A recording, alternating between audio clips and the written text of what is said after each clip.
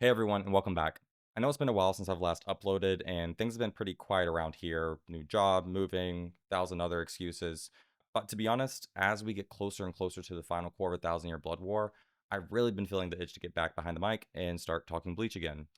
That said, I don't want to really overthink my first video back. I wanted to use this as a chance to just jump in, shake off the rust, and get the creative juices flowing again without getting bogged down in a massive 30-minute video. The goal for today is to keep things tight.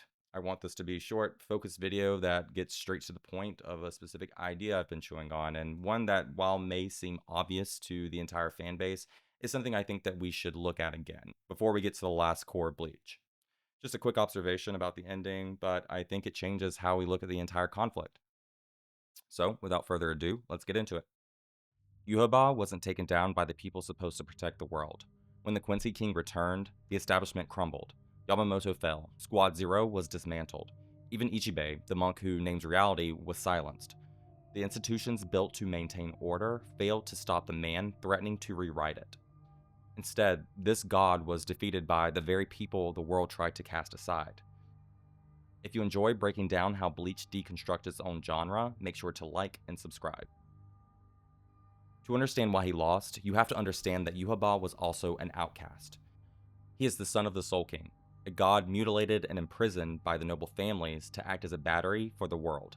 Yhwach was born from that cage, leading a race of people hunted to near extinction. But here's the critical difference between him and the heroes who killed him. Yhwach hated his alienation. He viewed the separation of life and death and his own exile as a mistake to be corrected. His goal was to merge all worlds into one, a stagnant existence without fear, but also without difference. He wanted to force the universe into a single shape so that outcasts could no longer exist. He fought to erase the margins. The three men who defeated him fought from them. Ichigo is the antithesis of Yhwach's singular vision. He isn't just one thing, he is everything at once. Human, Shinigami, Hollow, Quincy. For the entire series, the world tried to categorize Ichigo, but he defied every single label. Yhwach's power, the Almighty, relies on understanding and manipulating a fixed future. But Ichigo is a walking contradiction. He doesn't fit the script of a Soul Reaper or a Quincy. Unlike Yhwach, Ichigo didn't try to resolve his contradictions. He accepted them. When he forged his true blades, he acknowledged the Hollow and the Old Man were both him. That acceptance made him a variable Yhwach couldn't calculate. Yhwach tried to collapse reality into one path. Ichigo won because he embodies the chaos of infinite possibilities. Uryu's role is just as vital, and even more personal. Yhwach murdered Uryu's mother to reclaim her power. Then years later, he tried to name Uryu his successor. He thought a title and proximity would force Uryu into submission.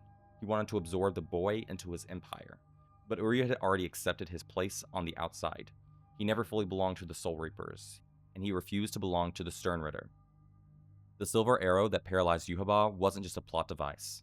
It was the physical manifestation of that refusal. Formed from the blood clot in his mother's heart, the still silver was created by Ashvalan itself.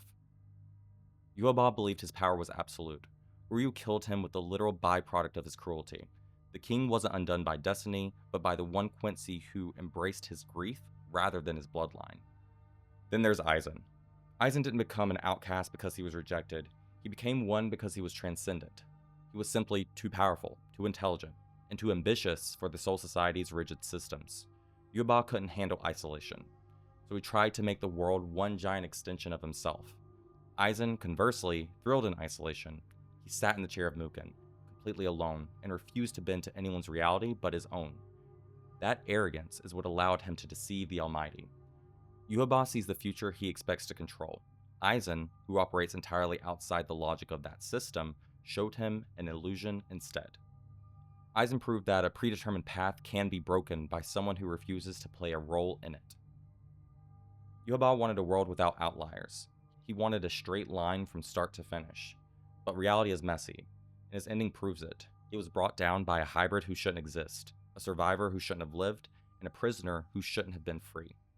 They didn't win because they restored the old order, they won because they were comfortable in the dark. While Yhwach tried to fix the world to cure his own loneliness, Ichigo, Uryu, and Aizen used their isolation as a weapon. Bleach ends with a definitive statement. The future isn't written by the god trying to control the pen, It's written by the outcasts brave enough to write their own scripts. But what do you think? Were Ichigo, Uryu, and Aizen the only outsiders that shaped Bleach's ending, or did others play just as big a role? Drop your thoughts in the comments, and let's talk about which outcasts left the biggest mark on the story. If you enjoyed this breakdown, make sure to like, subscribe so you don't miss out on the next one.